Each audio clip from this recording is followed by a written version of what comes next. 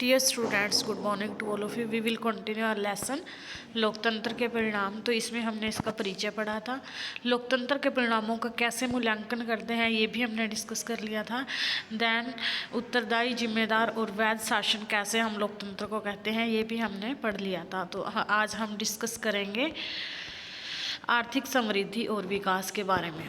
अगर लोकतांत्रिक शासन में अच्छी सरकार की उम्मीद की जाती है तो उससे विकास की उम्मीद करना क्या उचित नहीं है? अगर हम 1950 से 2000 के बीच के सभी लोकतांत्रिक शासनों और तानाशाहियों के कामकाज की तुलना करें तो पाएंगे कि आर्थिक समृद्धि के मामले में तानाशाहियों का रिकॉर्ड थोड़ा बेहतर है। यानी कि यदि हम आर्थिक विकास के नज़रिए से देखें तो तानाशाही शासन जो है अच्छा बताया जाता है। उच्चतर आर्थिक समृद्धि हासिल करने में लोकतांत्रिक शासन की यह अक्षमता हमारे लिए चिंता का कारण है, पर अकेले इसी कारण से लोकतंत्र को खारिज नहीं किया जा सकता। जैसा कि आपने अर्थशास्त्र में पढ़ा है, आर्थिक विकास कई कारकों मसलन देश की जनसंख्या के आकार, वैश्विक स्थिति, अन्य देशों के सहयोग और देश द्वारा तय की गई आर्थिक प्राथमिकताओं पर भी निर्भर करता है। तानाशाही वाले कम विकसित देशों और लोकतांत्रिक व्यवस्था वाले कम विकसित देशों के बीच का अंतर नगण्य सा है। यानी कि ये जो है मतलब कि हम देख सकते हैं, बिल्कुल क्लियरली इसको देख सकते हैं, पर हम उम्मीद कर सकते हैं कि इस मामले में लोकतांत्रिक व्यवस्था तानाशाही से नहीं पिछड़े। यानी कि लोकतांत्रिक व्यवस्था जो है तानाशाही से किसी भी सेक्टर में, किसी भी क्षेत्र में पीछे न रहे। तानाशाही और लोकतांत्रिक शासन वाले देशों में के आर्थिक विकास दर के अंतर भले ज़्यादा हों, लेकिन इसके बावजूद लोकतांत्रिक व्यवस्था का चुनाव ही बेहतर है, क्योंकि इसके अन्य अनेक सकारात्मक फ़ायदे हैं। आर्थिक समृद्धि और आय का बंटवारा 2006 में, जैसे कि ये दिखाया गया है इस चित्र के माध्यम से, जैसे धनी व्यक्तियों के पास सबसे ज़्यादा, बीच के जो व्यक्ति होते हैं उनके पास थोड़ा कम, और सबसे जो गरीब थे वो बिल्कुल नीचे थे। यानी कि धनी जो अमीर व्यक्ति थे उनके पास ही अधिक धन जो है एकत्रित होता है। लोकतंत्र की आर्थिक उपलब्धियाँ। लोकतंत्र के पक्ष में दिए जाने वाले तर्क बड़े भावपूर्ण होते हैं। ऐसा होना भी चाहिए, क्योंकि लोकतंत्र का रिश्ता हमारे गहरे मूल्यों से है। इन तर्कों के इर्द गिर्द होने वाली बहसों को साधारण तरीके से नहीं निपटाया जा सकता। फिर भी तथ्यों और आंकड़ों के आधार पर लोकतंत्र के बारे में थोड़ी बहस चलाने से में हर्ज नहीं है। यानी कि कुछ आंकड़े लेकर हम उस पर जो है डिबेट कर सकते हैं। लोकतंत्र की आर्थिक उपलब्धियों के बारे में भी ऐसी बहस की जा सकती है। वर्षों से लोकतंत्र के अनेक अध्येताओं ने सावधानीपूर्वक ऐसे प्रमाण इकट्ठे किए हैं जो बताते हैं कि लोकतंत्र का आर्थिक विकास और आर्थिक असमानताओं से कैसा रिश्ता है। यहाँ दिए गए चार्ट और नक्शे में ऐसे कुछ प्रमाण दिए गए हैं। जैसे चार्ट 1 क्या बताता है कि आर्थिक विकास के मामले में तानाशाहियों का रिकॉर्ड थोड़ा बेहतर है, लेकिन जब हम सिर्फ गरीब मुल्कों के रिकॉर्ड की ही तुलना करते हैं तो अंतर लगभग समाप्त हो जाता है। और चार्ट 2 क्या बताता है कि लोकतांत्रिक शासन के अंदर भी भारी आर्थिक असमानता हो सकती है। दक्षिण अफ्रीका और ब्राज़ील जैसे देशों में ऊपरी 20% लोगों का ही कुल राष्ट्रीय आय के 60% हिस्से पर कब्जा है, जबकि सबसे नीचे के 20% लोग जो है राष्ट्रीय आय के मात्र 3% हिस्से पर जीवन बसर करते हैं। डेनमार्क और हंगरी जैसे मुल्क इस मामले में कहीं ज़्यादा बेहतर कहे जाएंगे। आप कार्टून में देख सकते हैं कि गरीब वर्ग के आगे सदा अवसरों की असमानता बरकरार रहती है। जैसे कि इसमें दिखाया गया है कि जो गरीब वर्ग होते हैं उनके पास जो है मतलब कि अवसरों की जो असमानता है वो बरकरार रहती है। आम आदमी के समान वितरण और आर्थिक प्रगति को आधार मानकर ही लोकतांत्रिक व्यवस्थाओं के आर्थिक कामकाज का मूल्यांकन करना हो तो आपका फैसला क्या होगा? जैसे कि चार्ट 1 में दिखाया गया है विभिन्न देशों के आर्थिक विकास की दरें और चुने हुए देशों की आय की असमानता। तो ये इस चार्ट में दिखाया गया है। अब है असमानता और गरीबी में कमी। आर्थिक समृद्धि की बात तो खैर है ही, लेकिन लोकतांत्रिक व्यवस्थाओं से यह उम्मीद रखना कहीं ज़्यादा तर्कसंगत है कि वे आर्थिक असमानता को कम करेंगी। जब देश में आर्थिक विकास तेज हो तब भी क्या आमदनी का वितरण इस तरह हो पाता है कि सभी को उसका बराबर बराबर लाभ मिले और सभी लोग बेहतर जीवन गुजार सकें। क्या लोकतांत्रिक व्यवस्था में आर्थिक समृद्धि और लोगों के बीच आर्थिक असमानता का बढ़ना साथ साथ होता है? क्या लोकतंत्र आने से अवसरों और वस्तुओं का न्यायपूर्ण वितरण हो पाता है?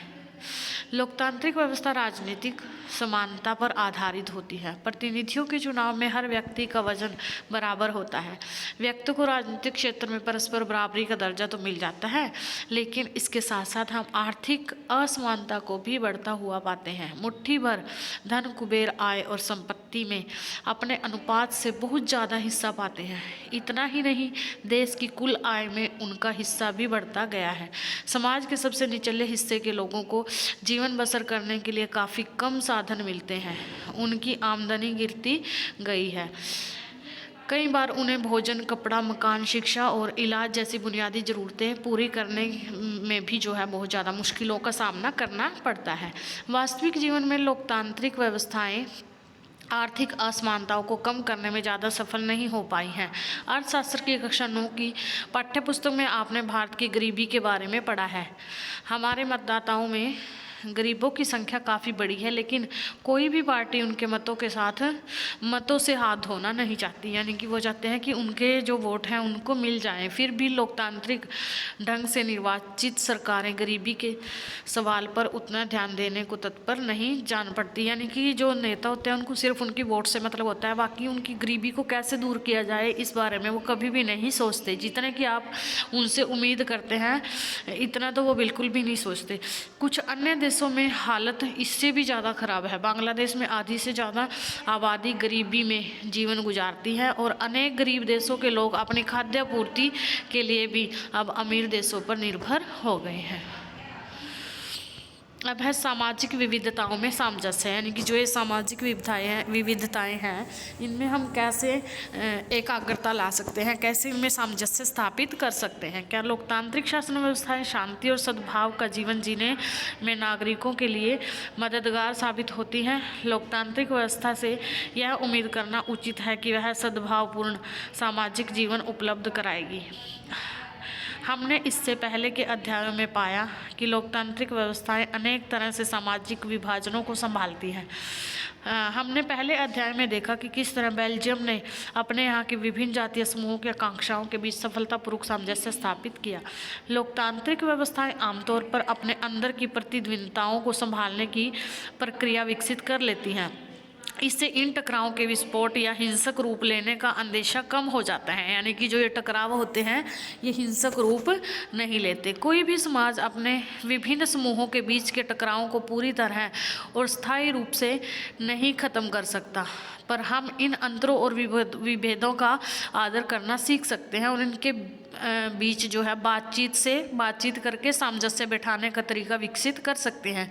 इस काम के लिए लोकतंत्र सबसे अच्छा है। गैर लोकतांत्रिक व्यवस्थाएं आमतौर पर अपने अंदरूनी सामाजिक विभेदों से आंखें फेर लेती हैं या उन्हें दबाने की कोशिश करते हैं।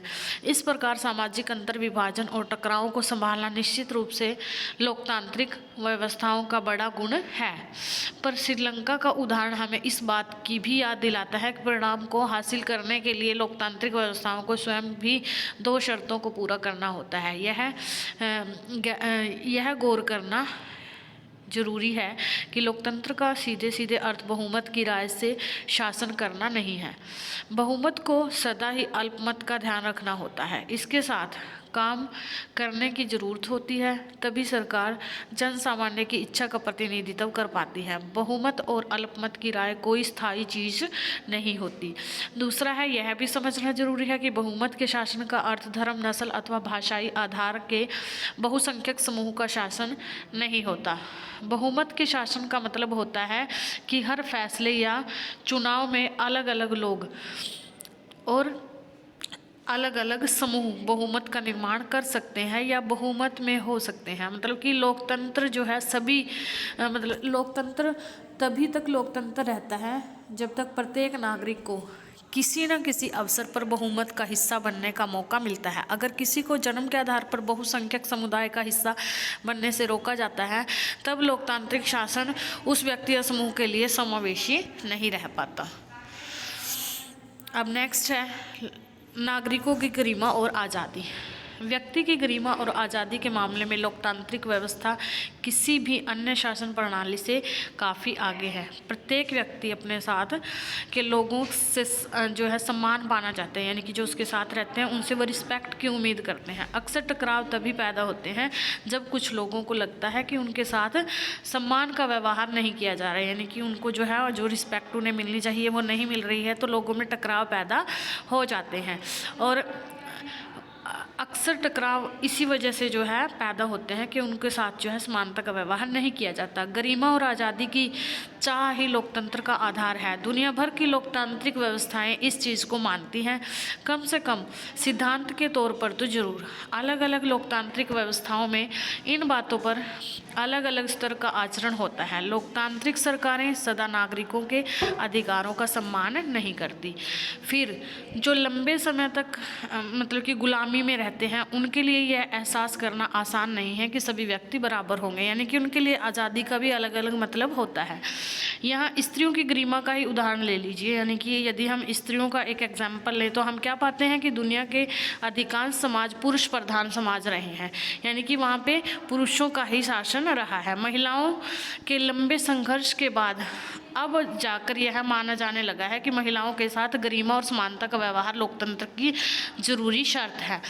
और आज अगर यही मतलब कि कहीं यह हालात हैं तो उसका यह मतलब नहीं कि औरतों के साथ सदा से समान का व्यवहार हुआ है। बहरहाल एक बार जब सिद्धांत रूप से इस बात को स्वीकार कर लिया गया है तो अब औरतों के लिए वैधानिक और नैतिक रूप से अपने प्रति गलत मान्यताओं और व्यवहारों के खिलाफ संघर्ष करना आसान हो गया है। लोकतांत्रिक व्यवस्था में यह बात संभव न थी क्योंकि वहाँ व्यक्तिगत आज़ादी और गरिमा न तो संवैधानिक रूप से मान्य है और न नैतिक रूप से।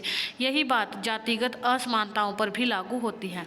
भारत में लोकतांत्रिक व्यवस्था ने कमज़ोर और भेदभाव का शिकार हुई जातियों के लोगों के समान जो है दर्जे और उनको समान अवसर के दावे पर जो है उन्होंने बल दिया है। आज भी जातिगत भेदभाव और दमन के उदाहरण देखने को मिलते हैं, पर इनके पक्ष में कानूनी या नैतिक बल नहीं है।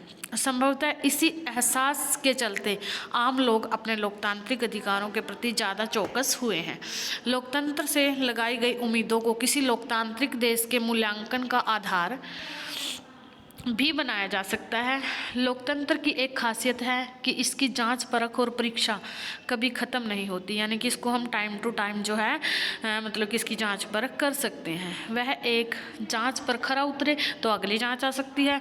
लोगों को जब लोकतंत्र से थोड़ा लाभ मिल जाता है तो वे और अधिक लाभों की मांग करने लगते हैं। वे लोकतंत्र से और अच्छा काम चाहते हैं। यही कारण है कि जब हम उनसे लोकतंत्र के कामकाज के बारे में पूछते हैं तो हमेशा लोकतंत्र से जुड़ी अपनी जो अन्य जो अपेक्षाएं हैं उन पर जो है वो अपनी पुलिंदा खोल देते हैं, यानी कि उनके बारे में उनसे जो वो उम्मीदें कर देते हैं वो सामने लेकर आ जाते हैं और शिकायतों का अंबार लगा देते हैं। शिकायतों का बने रहना भी लोकतंत्र की सफलता की गवाही देता है, क्योंकि जैसे जैसे लोग जो है शिकायतें करेंगे तो उसमें सुधार का मौका मिलेगा। इससे पता चलता है कि लोकतंत्र जो है लोकतंत्र में लोग सचेत हो गए हैं और वे सत्ता में बैठे लोगों के कामकाज का आलोचनात्मक मूल्यांकन करने लगे हैं। लोकतंत्र के कामकाज से लोगों का असंतोष जताना लोकतंत्र की सफलता का तो बताता ही है, साथ ही यह लोगों के प्रजा से नागरिक बनने की गवाही भी देता है। आज अधिकांश लोग मानते हैं कि सरकार की चाल ढाल पर उनके वोट से असर पड़ता है और यह उनके अपने हित में भी प्रभावित है। तो आज के लिए इतना ही, ये लेसन हमारा कंप्लीट हो गया है। नेक्स्ट लेक्चर में हम इसके क्वेश्चन आंसर डिस्कस करेंगे। ठीक है, thank you, have a nice day.